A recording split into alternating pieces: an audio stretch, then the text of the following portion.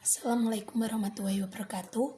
Kami dari kelompok 6 akan mempresentasikan makalah kami yang berjudul Kepribadian dan Sikap Keagamaan yang beranggotakan 1. Iis Faridaryani, 2. Ayu Rohmana, 3. Gita Rahayu Radiansah, 4. Miftahul Hadi. Pertama, pengertian dan teori kepribadian. Beberapa ahli mengemukakan menurut Alport, dengan mengecualikan beberapa sifat kepribadian dapat dibatasi sebagai cara bereaksi yang khas dari seseorang individu terhadap perangsang sosial dan kualitas penyesuaian diri yang dilakukan terhadap segi sosial dari lingkungannya. Kedua, menurut Mark Elmay, apa yang memungkinkan seseorang berbuat efektif atau memungkinkan seseorang mempunyai pengaruh terhadap orang lain. Dengan kata lain, kepribadian adalah nilai perangsang sosial seseorang. Menurut Hartman, susunan yang terintegrasikan dan ciri-ciri umum seseorang individu sebagaimana dinyatakan dalam corak khas yang tegas yang diperlihatkan kepada orang lain. Selanjutnya, kepribadian dari sudut pandang filsafat dikemukakan oleh William Strauss. Menurut Strauss, kepribadian adalah suatu kesatuan banyak atau unity multi-complex yang diarahkan kepada tujuan-tujuan tertentu dan mengandung sifat-sifat khusus individu yang bebas menentukan dirinya sendiri.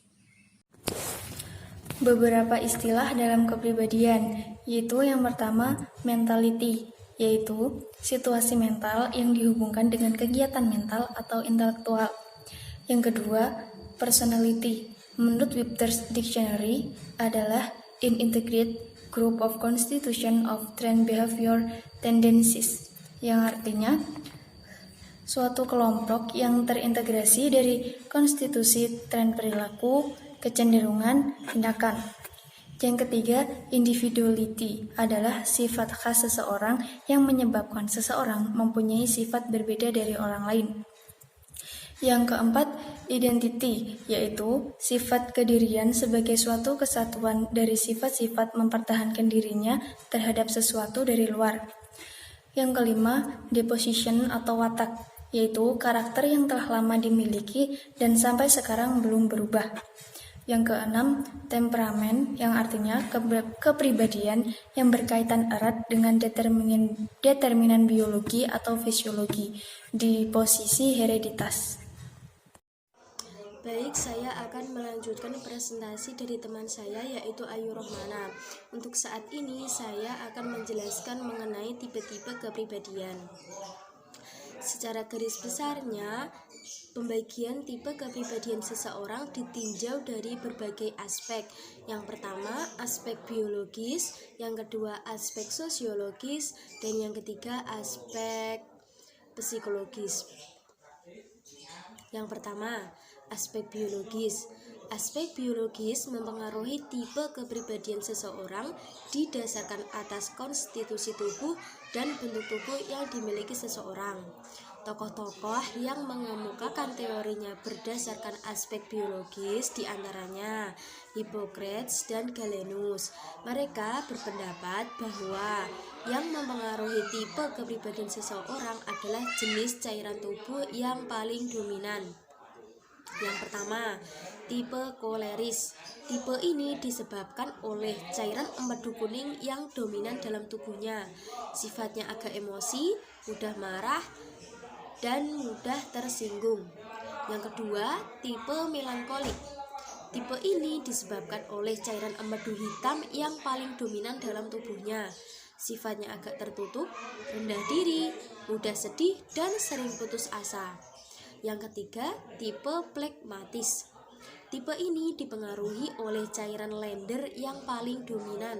Sifat yang dimilikinya agak statis, lamban, apatis, dan pemalas.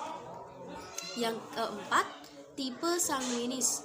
Tipe ini dipengaruhi oleh cairan darah merah yang dominan. Sifat yang dimilikinya agak aktif, cekatan, periang, dan mudah bergaul. Selanjutnya, aspek sosiologis. Aspek ini berdasarkan pandangan hidup dan kualitas sosial seseorang.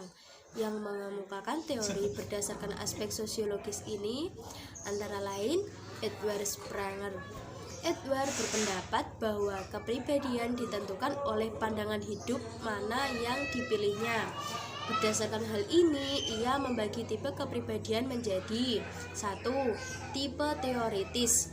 Orang yang perhatiannya selalu diarahkan kepada masalah teori dan nilai-nilai, ingin tahu, meneliti, dan mengemukakan pendapat. Yang kedua, tipe ekonomis, yaitu orang yang perhatiannya tertuju kepada manfaat. Segala sesuatu berdasarkan faedah yang dapat mendatangkan untung atau rugi. Yang ketiga, tipe estetis, yaitu orang yang perhatiannya tertuju kepada masalah-masalah keindahan. Yang keempat, tipe sosial, yaitu orang yang perhatiannya tertuju ke arah kepentingan kemasyarakatan dan pergaulan. Yang kelima, tipe politis, yaitu orang yang perhatiannya tertuju kepada kepentingan kekuasaan dan kepentingan organisasi. Yang keenam, tipe religius, yaitu orang yang taat kepada ajaran agama, senang dengan masalah-masalah ketuhanan dan keyakinan agama. Menurut Murray membagi tipe kepribadian menjadi 1. Tipe teoritis, yaitu orang yang menyenangi ilmu pengetahuan, berpikir logis dan rasional. Yang kedua, tipe humanis, yaitu tipe yang memiliki sifat kemanusiaan yang mendalam. Yang ketiga, tipe sensasionis, yaitu tipe orang yang suka sensi dan berkenalan. Yang keempat, tipe praktis, yaitu tipe orang giat bekerja dan mengadakan praktik. Untuk selanjutnya, mengenai aspek psikologis, Prof. Heyman, ia mengemukakan bahwa dalam diri manusia terdapat 3 unsur, yaitu emosionalitas, aktivitas, dan fungsi sekunder atau pengiring. Yang pertama, emosionalitas merupakan unsur yang mempunyai sifat yang didominasi oleh emosi positif. Sifat umumnya adalah kurang respek terhadap orang lain, tegas, ingin menguasai, dan suka berlebih-lebihan. Yang kedua, aktivitas, yaitu sifat yang dikuasai oleh aktivitas gerakan. Sifat umumnya yang tampak adalah lincah, praktis, periang, dan berpandangan luas. Yang ketiga, fungsi sekunder atau proses pengiring, yaitu sifat yang didominasi oleh kerentaan perasaan. Sifat umumnya adalah watak tertutup, tekun, hemat, tenang, dan dapat dipercaya. Kemudian menurut Carl Gustav membagi tipe kepribadian manusia menjadi 2 pokok. Yang pertama, tipe ekstrovert, yaitu orang yang terbuka dan banyak berhubungan dengan kehidupan nyata. Yang kedua, tipe introvert, yaitu orang yang tertutup dan cenderung kepada berpikir dan merenung. Melanjutkan penjelasan dari teman saya mengenai hubungan kepribadian dan sikap keberagaman.